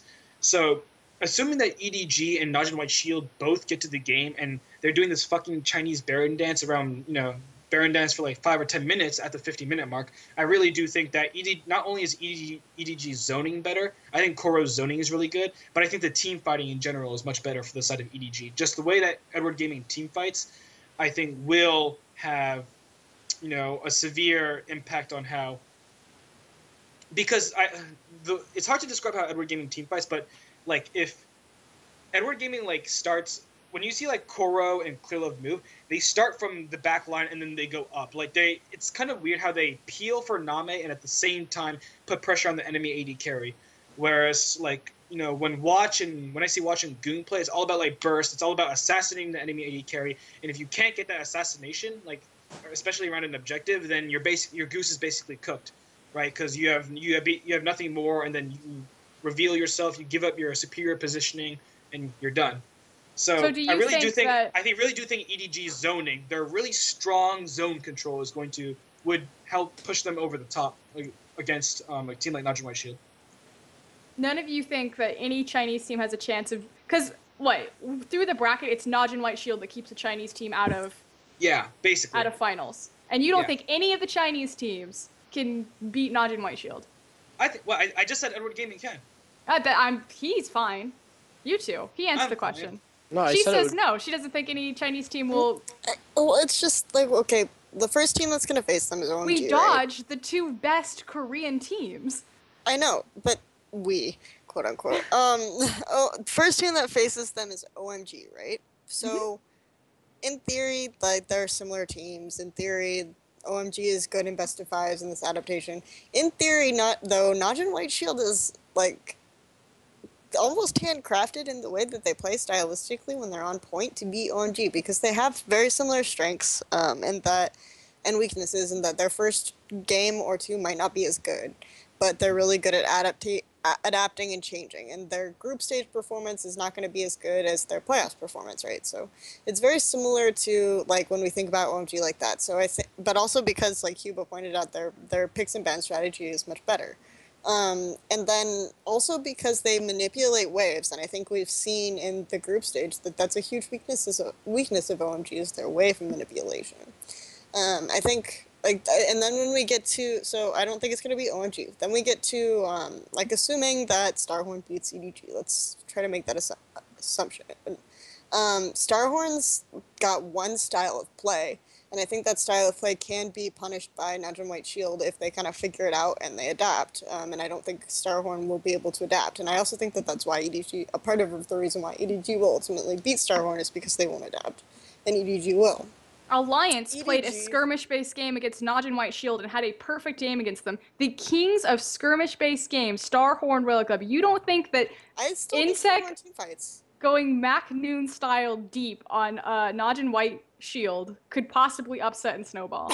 I think that could potentially be the most interesting jungle matchup, just because we've got these quote-unquote bad Korean junglers, right? So I think that'll be interesting from that perspective, but I don't think that Starhorn is the king of skirmishes, as you say. I think that Starhorn still team fights. They just team fight earlier than both OMG and EDG, I would say. And I think that Najin White Shield can hold on and punish. I think that they did hold on and punish in several of their games fairly well. And I think Starhorn is weak to that, just because their execution is almost like they want to be white. They want to be Samsung white, but they aren't. They make a lot more errors than White does late game that can throw a little bit. Also, we talk about EDG. I think I agree that they're the best team suited to beat Shield. just because we talk about wave manipulation. I think Koro, like we always talk about Koro zoning, I think Koro's wave manipulation is very good outside of early lane phase. Like lane phase, obviously he needs a lot of help. He's in a lot of trouble, especially against like Save. But I think part of it is that, and we didn't see this in the group stage at all, so I could be just like talking out of my ass, and he's completely unable to do this on the international stage or whatever, but traditionally within the LPL, he's very good at minimizing the fact that he sucks at laning phase, right? He will get completely destroyed by Save, but he can kind of hold off. He can kind of, he can do a lot with very little, which I think is something that Save doesn't do as well. Obviously, Save will get a lot in this matchup, but I think that Koro can do a lot with a little, and he's very good at like moving to waves when there isn't a team fight and pushing them out. Like I watch him do this pretty consistently. So I think that they can, like their wave manipulation won't be as good as White Shield's, but I think that they can still like deal with it. And I think their zoning will be really good, and we saw White Shields be kind of scattered. So I think that they do have a chance in terms of team fights, but I just feel like, again, we're talking about gambling with Clearlove and gambling with Watch. Like, who is going to show up? And we talked about the laning, and I feel like they have more pressure. They have more early pressure. I don't know. Softball to Dexxin on this topic, just to start him out so he can go into this. Use champion pool minion waves. Go, Dexxin. Yeah. What does this guy play? What does you play? What is his #1 champion? You know, I don't know, because, like, well, Ziggs, obviously, right? Well, I wasn't saying I don't know to like that, but I was thinking internally, like, I'm, like, thinking, like, yeah, okay, his wave clear's really good. And obviously Koro, as Kelsey said, has strong wave manipulation, but they use Ziggs once, right? In groups? They haven't used it, no, they haven't used it yet. Okay, so Yu hasn't shown his champion pool, so I guess that's kind of a big deal. He's played, like, Ori and like Zed and stuff, which is kind of like weird, but whatever. I really hate watching him play Orianna, by the way. But anyway, no, he hasn't shown Orianna's technically his champion pool, even though it's not good. Yeah, he just plays it different. Yeah, no, yeah, exactly. And so hashtag riot spin. While he does have the benefit of not showing his champion pool, it's also kind of debatable how well he'll show up, since like it is his champion pool within the context of the team, but it's still not the champions he decides to play. It's the champions the team decides to play because it works well with their style. Yeah, I guess that would be a really good thing against Shield. And that's like another thing. That's another reason why I think EDG is probably best suited against them, because, yeah, like you could make the argument with OMG that Alliance beat Najee White Shield in a perfect game through skirmishes, and OMG's arguably has the stronger skirmishes than Alliance, like probably by a decent amount, but there's other assets of the game that Alliance used to help them win that weren't just those skirmishes. Like their vision stepped up hugely for that one game, and they were able to keep the waves in their favor and stuff like that, which is something that OMG will forego in favor of those of superior skirmishing, which I do think could possibly snowball fast enough, but I feel like Najee White Shield in the best of fight is smart enough to not let that happen 3 games in a row, or 4 games in a row, or whatever the series goes out to. Whereas EDG, their style is safe enough that even if it's adapted into, they can still kind of pull off those same things. Like no matter like if you decide to play these wave clear S champions and Koro just decides to do what he does best. You can adapt to that and pick ban them out of like Ziggs and whatnot, but they can still play that same exact style and not rely so much on early snowballing and still come out on top. So I think they are the least vulnerable to Najee White Shield's strong capabilities of adapting. Last question. It's a strange situation. I mean, this Worlds is really exciting. I think this side of the bracket is completely open. It's really fucking good. Yeah, it's such a good Worlds. Honestly, like. Yeah, I'm too afraid. Like, I know, like, you made, like, Lord bets with people. I'm too afraid to make a Lord bet, because, like, my credibility... I don't have as many followers. You already made a Lord bet. Well, it was obvious that OMG was going to come up on top, because Fnatic suck and LMQ suck harder, so... I voted for Fnatic. I thought... And this is why... Okay, I have to make a public apology to OMG for not thinking that they were going to get out of groups. OMG, I am so sorry that I didn't think that you guys were going to make it out of groups. I predicted that Fnatic would stand in a bush, wait for you to walk in, wait for Donna 7 to walk in, grab a 4v5, and then just crush you guys. Which, funny thing, they They did got- in the 2 they games got crushed. surrounding their OMG. Like, they waited in Yeah, crushed bushes, from before. and then they faced OMG, and they're like, you know what? I don't think the strategy will work, guys. We gotta try something else. We gotta try to kill the Nexus one at a time. We can't do it together. We have to, like, go in at different points. Yeah, but I mean, to me, it was, while they didn't show it in the first 2 games, to me it was very clear that OMG's team fight prowess would just really destroy, and team fight prowess and decisiveness. Their decisiveness would destroy. Like, you know, do you think in the North American or EU LCS, do you think anyone would like close out, you know, any top lane Rise in the Western Hemisphere would like close out a game like that, where they would just come in 4v5, you know, flash in and know that Flash they had into exactly the side. and know that they had exactly enough damage to take out the enemy AD carry. Like, it's really beautiful how they team fight. But this half of the championship, I have no idea. Here's the final question before we sign off, guys. Who is your favorite player? And it doesn't even have to be a Chinese player, or even in this group. Who has been your favorite player? Who you think was the best player, or showed up, or has performed well in Worlds so far? Just one. Sorry. Can we answer this question and then like do a commercial break and answer chat questions, just because that's what we do? I don't know what our chat looks like if we're able to pull questions from it. We can do it. Our chat is unreal. Yeah, Our chat, we have the best chat in Twitch, all of Twitch.tv. So answer the question. Yeah. We'll run a commercial. We'll come back. We'll do Q&A. For me personally, I think Going has been an incredibly good story, and I know that people.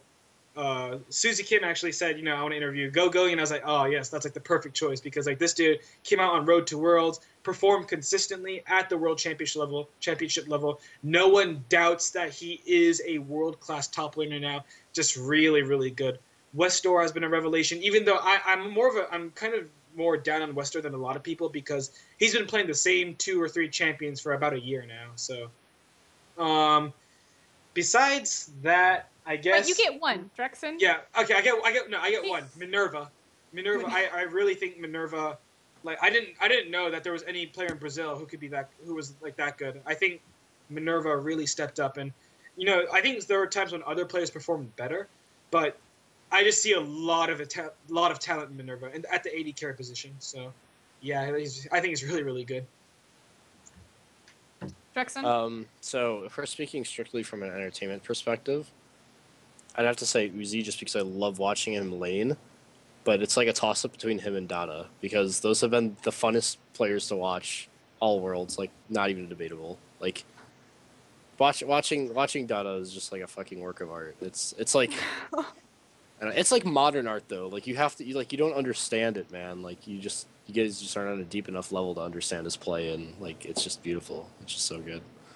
It's just so fun to watch what he does. Like, What was our game? I think he's like the moral support of the team or something. Like, since apparently he's Can so we not talk nice. about the game? It's a good game. He's so nice that they don't need Cloud, and they can just be his shit support. So he has to be like the most morale boosting person ever. Like, I don't even know. I feel like our Dada abuse quotient is already so high without talking about the game. Wait, it also comes down to a good compliment to Mata. Well, okay, I wanted to talk because Mata is mine. I love watching Okay, Mata. then go. Who's your favorite player of Worlds, Kelsey? For just fun to Mata. watch, Yeah, Mata. Mata is so fun to watch. I'd say Mata Like, was the best at Worlds. Mata's the Yeah. best player in the It world. was fun to watch. I think he's so fun to watch because he's like, you do these things and you don't think that players could physically like actually do these things. Yeah. And I don't know. The fact Mata's that he the- goes in like that guy's like also really, really brave because of how little defensive items he builds, and he just like he buys shit tons of wards and just like he's what Dada wishes he could be, because like he can go into these like weird places and he puts the ward down and no one knows he's there because he just like has this, he visualizes the map. He is the map. Mata is the map. Like, I like watching Mata plays wards. I don't know if this makes me weird, but okay. No, I actually really like the World Battles games. that happen, like, My MVP was Dada777. What a god.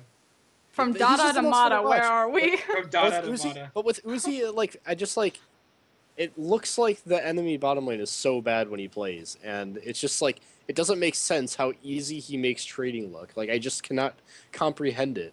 And it's While just we're like, wow, on- you make this look so easy. I don't know how. And it's just like fascinating to me.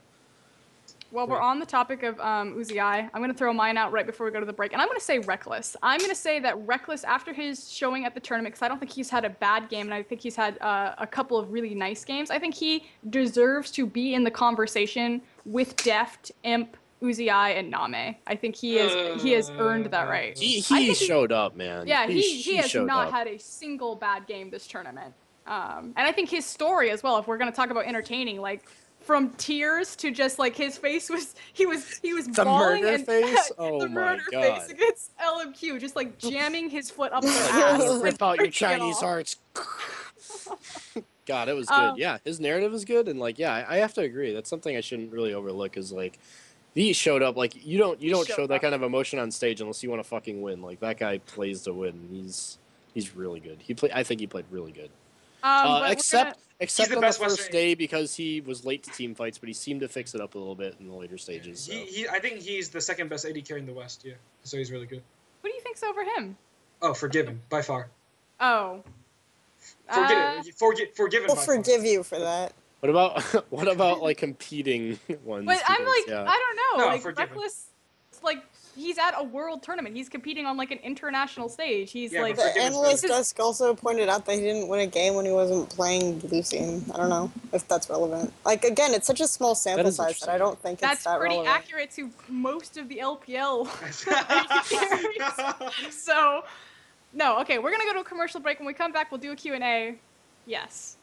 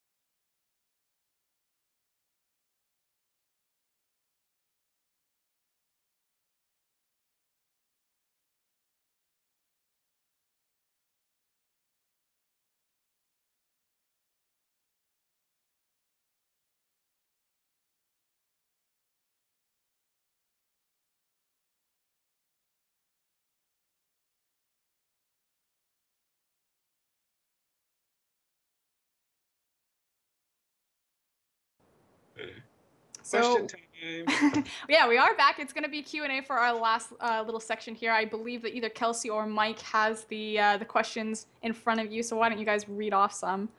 I'll start with the first one I caught that was relevant to Chinese teams. So, question for everyone: will Name be the Dade of S3 at Worlds, or will he turn it on for playoffs? The circumstances are so different that you can't really draw that comparison. Like, it's fun to joke about on Twitter. I've even said it before, but being realistic, the difference is Name made it to playoffs and Dade didn't. So there's that. So was Dade hiding something in hopes that he'd just show up and crush everyone in the playoffs? We don't know. We do know that Dade's champion pool is nerfed. The same case can't necessarily be said for Name. Name just had separate performance issues in general. But with that said, it's hard to say, only because we'll have to watch the playoffs first to see if Name continues to underperform. Clearly, this is the worst tournament he's ever played it. I've been watching him since he's been on Positive Energy. Definitely the worst I've ever seen him play in my life. But Dade didn't make it to playoffs, so we never got to see if he would show up when it counted. So that's an opportunity that Name has. See, I don't actually think, obviously Name wasn't playing at peak performance that we usually expect of Name, but I honestly didn't think that he was that bad in, kind of the context of how everyone's really been performing. I don't think he was bad, but I still think it was his worst tournament. Well, it's just definitely. His standard is so high. That's the thing. For people to be saying, Name's overhyped, and you guys said that this guy was so good, Deft has had worse games than Name. As far as, eating the skill shots. People said the same thing about Deft, too, so... But I don't think either of them are overrated. People have bad games, people have bad tournaments. Deft had a higher quantity of decent games than I will agree Name. with that, yeah. But I don't think Name only had, I don't think Name underperformed every game. I think it was about half. Im's positioning was pretty grievous at times. I think Rocket jumped into the back line. On SI made a good point, which is that even if Name doesn't show up, the things that we said, the things that have been said about him as a really great player are still true. He's already proven himself. This isn't his proving ground. Obviously, it'll expose this flaw, which is that he isn't showing up at this, he can't consistently show up at every single tournament he's at. That's a flaw. But I mean, another thing is that people keep saying this is his first Worlds performance, and arguably he went to World Cyber Games, and there weren't a lot of really top tier teams there, but there was World Elite Falling Apart and Blaze that they still. Wasn't Blaze there? Yeah. Yeah, that they still competed. Blaze stomped them, but even in those games, in the second game, Name had 100% kill participation, so he was involved in every single one of the kills, and it wasn't even his team, right? It was OMG. And he was subbing it as an ADC, so that's a relevant point. And then in the second one, him and Sika beat Emperor and Lost Boy in the 2v2. So he still had fairly good performances that tournament. I don't know, he's competed internationally and had a better showing from my perspective, but it's not a huge pool to compare him against. And if he doesn't show up, then yeah, he's not the best AD carry in the world. That's for sure, but he's still really, really solid AD carry. Next question. I'll look for another one unless you had something. Something really quickly that we can answer within a second. Hi guys, love the show. Someone's talking about we're seeing Zilean on the rise. I can tell you that the pro community, or at least the coaching community, really thinks that Rise is incredibly overpowered right now. Rise is in the minds of most coaching staffs, is an incredibly high tier champion. And I think not Rise, Zilean. Sorry, Zilean is a high tier champion. So I think we will see a lot of Zilean, and I think we have been seeing a lot of Zilean already. So expect to see that champion as we go forward. I wanted to make, while he's looking for another question and you're on the Zilean thing, I wanted to talk about kind of the Zilean pick specifically to the context of China. And I always go back to the Arrows versus Blue as far as the OG and finals, because I feel like it's the most relevant metaphor or analogy for this. The Arrows, in my opinion, only won that final because it was blind pick and that they were able to pick up Maokai. And Maokai as a pick meant more for the Arrows due to their style that he could hard engage than it did for Blue, which allowed them to win the game. I think the exact same thing can be said for Zilean to the Chinese region than other regions. Yes, it will be a really strong pick, but for what Zilean offers the Chinese teams and how they like to fight, even in their different styles between Starhorn Royal Club, OMG, and EDG, I think is really potent, and it would be a huge, grievous mistake to ever let a Chinese team get Zilean. And I think they've only gotten it 2 times so far during the group stage, and have stomped both games with it. Okay. After the recent performances of NA and EU, how would you rate them against China as regions? Are they close, ahead, or China far behind? Far beyond. Okay, so this is a really common question, so that's why I picked it out. A lot of people here think that we think like China's like fucking Korea or something. Hey, I have NA no idea over why EU. this. Stay mad, EU. Stay I don't know. salty. I don't know why. I don't know why this is like a looming thought about this panel, but as far Have as we ever said that? as far as their as far as their performance relative to North America and Europe, I think like you have to kind of let results speak. I mean, okay, so yeah, Royal Club, or like, you know, everybody was watching the LPL playoffs saying everything's sloppy again, just like S3, and here we go again. Like China's second in all the groups that they performed in. Like so we'll just have to see in the playoffs if they're also second again or How many whatnot. Chinese teams made it out? Remind me. 3. Oh, Almost. oh. Yeah, 3 teams made it out. They got second in groups again. They've always been permanently second. Now, do I think the gap is huge between EU and NA? No, especially with like EU, because obviously there's like a stylistic difference there or something where and EU gets crushed. But I don't know if that necessarily makes them like far better. But no, I don't think the gap is anywhere near as huge as like Korea and the rest of the world, which even now we're questioning. But well, until the best of 5s, and then we'll probably no longer question that anymore. But yeah, I mean, China's shown. Like, there's evidence showing that they're second again relative to other teams. I don't know what more to say. Like, it's not a matter of opinion anymore. This is like the international stage, and it's happened again. So. And obviously, you can make the argument about like brackets and things being weird, but I mean, OMG arguably was in the toughest group, and they were like terrible. Yeah, and even if people barely made it out, they still got second. I mean, I don't know what more to say. People say about EDG and AHQ, and I think that's valid. Like, if EDG were in Kaboom Alliance, and they performed that way, then maybe it wouldn't have been like very good for them.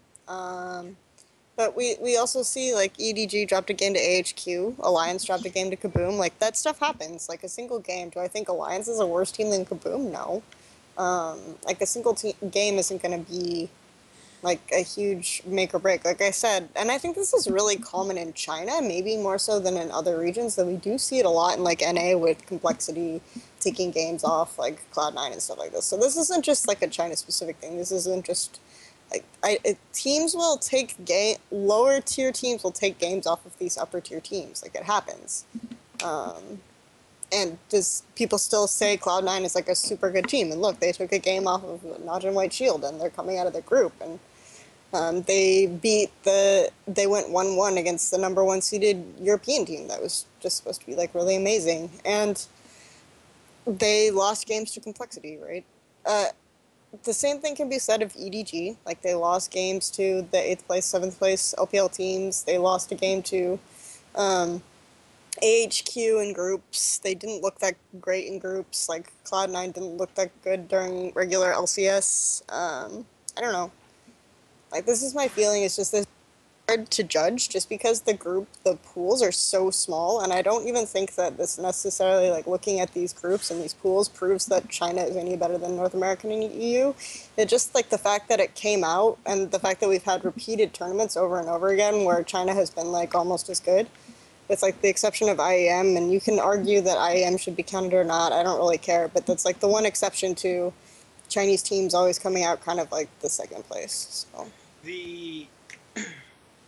Yeah, I just do think that, you know, we're starting to see, especially in North America, that it's just the talent pools are just not as big, and I think that's a huge thing too, because I don't when I look at North America and when I look at Europe, like, I don't even think the structure, you know, in terms of like esports structure or esports. I don't think China is miles ahead, but China just has an incredible talent base of players. Like, we can swap Diangun in and maybe put him in for you, and that might be a better team. Can we say the same thing about as much as I love him? Can we say the same thing about Prawley? Like, right? So it's just I do think that the talent base in North. Sorry, I just saw a weird comment. I do think that the talent base in North America, in China, is a lot larger, and that should be one of the reasons why it's a good reason why China might be a stronger region. It's not something that North America we should be ashamed of. It's just they have a lot more players. So from sheer volume, like I understand from that concept, but I want to like dispel as an amateur caster who casts a lot of the challenger scene in North America, there is talent in the North American challenger scene, and this idea that there isn't and that there's no one to supplement these players with, that we have to import everything, I think is like completely false. And I think that's like bullshit. Well, I think you're misstating my point. I didn't say that. I didn't say whether there was talent or not. I understand. I just wanted to like add on to it because I didn't want like that. I'm saying that the sheer volume of talent in China is higher, right? Yeah, and that comes with huge population too. Yeah, so. And once you have that, and that's one of the reasons why I think when I look at the European and North American challenger scene, I study both. I do think that on an individual mechanical level, Europe has a bit more talent than the North American scene, but it's just, yeah. I mean, what was the original question? I forgot what we were talking about, to be honest. What were we China relative to North America and Europe. Yeah, no, but I do think that China is just a little bit ahead. It's, China's a little bit more clutch. The mechanical ability is higher. The decisiveness is higher. Really, the team fighting is incredible. And just when you have that level of decisiveness, then the world opens up for you. Like I said before, that bottom inhibitor play. No North American mid laner would have gone in onto Reckless, because Reckless didn't even look. I didn't think that Reckless could have died right then.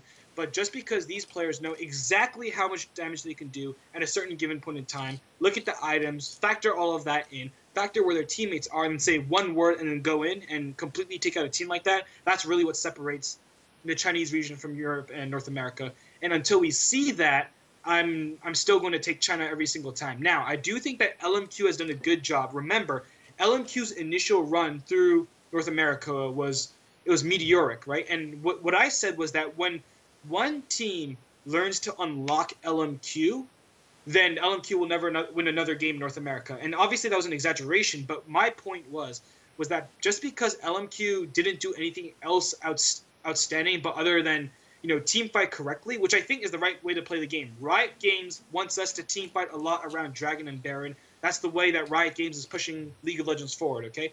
So just because LMQ knew how to team fight correctly, that was kind of like a test, a barrier for North American teams to overcome. And now that we've, to some extent, overcome that obstacle, I think we're looking all the better for it. We're taking games off Koreans now. So all credit to us and, LMQ, I guess, for coming to North America and helping us out. We did it, boys. Here's a question. Did it, boys. Here's a question that I grab like. one more. I think we should do one more. What surprised you the most about the Chinese teams at Worlds? Dada 7 not being able to hit a point-blank Nami ultimate. Was that really surprising? I expected him to be bad. I did not expect him to be as much of a detriment to OMG. Yeah. Like, that was a 4v5, and no one can convince me that that wasn't a 4v5. He was literally a hindrance more to his team than any plays that he made being a success. For me, I think it was how much UZI and Zero just destroyed everyone in their group. Mike pointed this out before. It's just he made these players look so terrible when I don't even think they were that terrible, right? I don't know. It was really weird to watch. They did contest literally every minion. They punished he was you like for chunking. He was chunking people as Vayne in the 2v2 lane down to 30%. That Candy Panda Janna Vayne lane was pretty insane from Uzi. And I just people talk about Uzi hard carrying his team, and I never really believed it in the LPL context because I think people are just used to playing against him and minimizing some of the damage that he does. But he still obviously wins lane pretty consistently. It's just that, like, seeing how much he just destroyed and got away with, like, all this stuff, and, like, the difference it made, I think people were just not as prepared for it as they were for maybe mitigating damage in other lanes, just because I don't think bot lanes tend to play that aggressively in other regions. It's really interesting. Yeah. I was really surprised. Yeah, that's actually a really hard thing to say because, like, I honestly, there's not too much that happened with the Chinese teams that I didn't, like, expect. Besides, like, the Uzi domination, that was pretty surprising. And I also think Kola performed better than I thought he would, too. Oh, yeah. It's been so So long. if there's anything that surprised me, I'd say Kola did well. I was surprised by that. I wasn't surprised by their mid lane just because he's takes so long to, like, ramp up to this, like, point where he's good. Corn, sorry. Yeah, I mean, I guess EDG was surprising, but it was surprising in this way where it's like, oh wow, they're really, like, sucking, but then it was just like, oh yeah, it's EDG, so. Yeah, that was the same thing to me. Like, it was like, I was like, wow, EDG is really not performing well. And then I, like, thought back to their match history. I'm like, oh yeah, they got 0-2'd by Young Glory, the seventh place LPL team after crushing LPL playoffs twice in a row. So I'm not gonna think much on it. Team King hype. Do we have any other questions? Is that it? Shout outs? My question is, when will Team King come first in the playoff? Will come first in the LPL next year, baby. It's coming. It's coming, mother.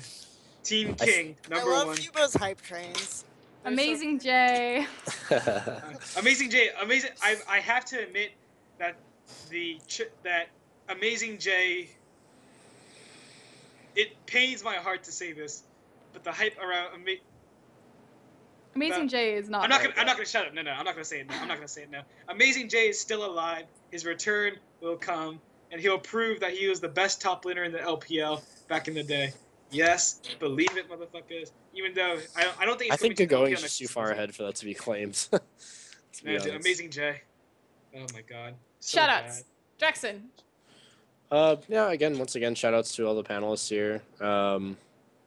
Thanks for everybody for tuning in, and hopefully people enjoyed my very sarcastic tweeting all weekend.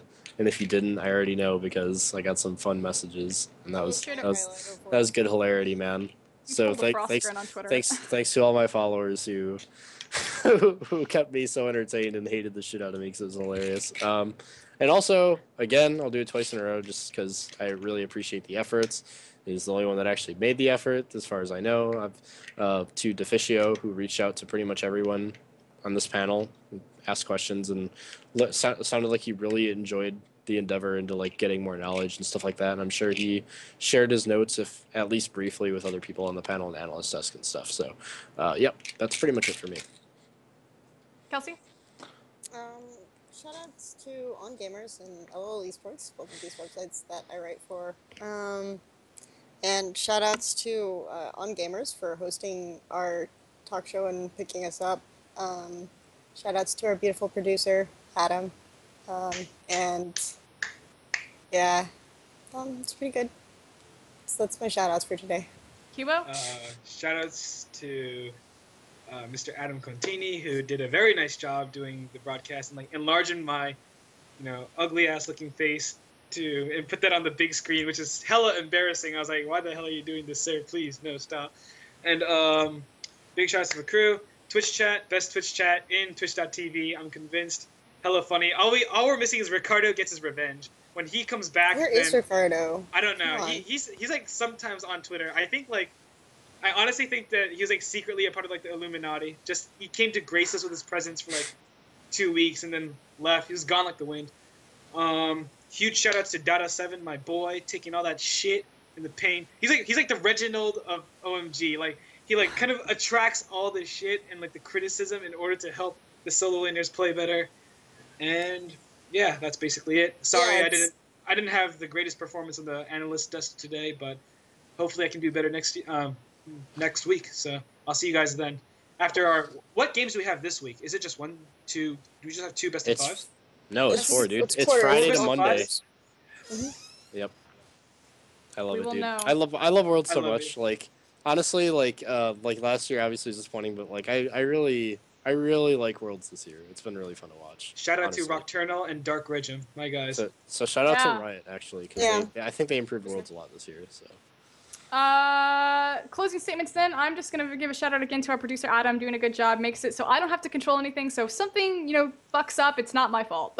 So I love that about this show. And I also want to give a huge shout out to Thorn, actually, for inviting me to be the host for the Daily Breakdown. If you guys haven't seen it, it's like a little short covers the breakdown of Worlds. And I got to meet some amazing people. I got to meet Alexich, Nuke Duck, Voidal. I got to meet Voidal. He was insanely cool. Ryan, Kikus. What the fuck, too, Kikus, Ryan? Freeze. Freeze was cool. He just like had finished casting the world, so that was insanely cool. And again, rubbing shoulders with all the people who almost made it to LCS. They're going in the expansion tournament. But otherwise, this is the end of the show, everyone. We have to do our wave, assholes, wave. Shout out to Dada7. Shout out to Dada7. Shout out to Thanks for the Dada entertaining and Luca. Dada7. I'm sorry that we were so mean to you. I'm not.